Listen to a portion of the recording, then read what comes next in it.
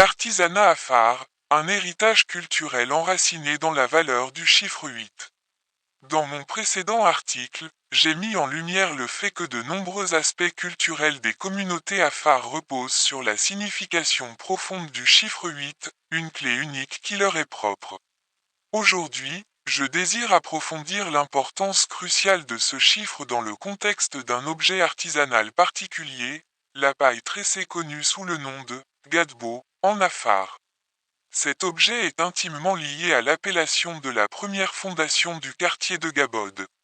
Le gadbo, pièce maîtresse de l'artisanat de la communauté afar, est tressé selon un principe triangulaire. Ce motif, ancré dans une base carrée, symbolise pour eux des concepts mathématiques complexes que seuls les initiés peuvent pleinement appréhender. La structure même de cet artisanat tissé en triangle est une métaphore géographique de leur terre, qui prend littéralement la forme d'un triangle. En ce sens, le gadbo représente un trésor culturel et identitaire, un objet que nul autre peuple ne saurait s'approprier. Il incarne une valeur inestimable, enracinée dans la géographie de leur terre, où la communauté afar cache et préserve ses archives. Il est essentiel de noter que l'appellation de la majorité des quartiers de la République de Djibouti, notamment Gabod, tire son origine de cet objet artisanal, le gadbo.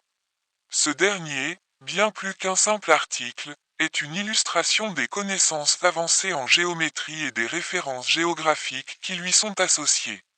Il est crucial de souligner que l'origine du nom du quartier de Gabod témoigne de l'autochtonie des Afars dans cette république. En effet, ce nom émerge de leur artisanat, tissé selon des principes géométriques qui évoquent la forme triangulaire de leur terre, une configuration dont seule la communauté afar saisit la portée.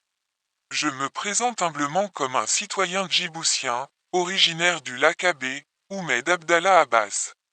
J'aspire simplement à révéler l'importance du chiffre 8, fondement de la culture afar, afin de préserver leur histoire, tant sur le plan géographique que dans la valeur de leurs objets artisanaux, qui sont au cœur de l'identité de Djibouti.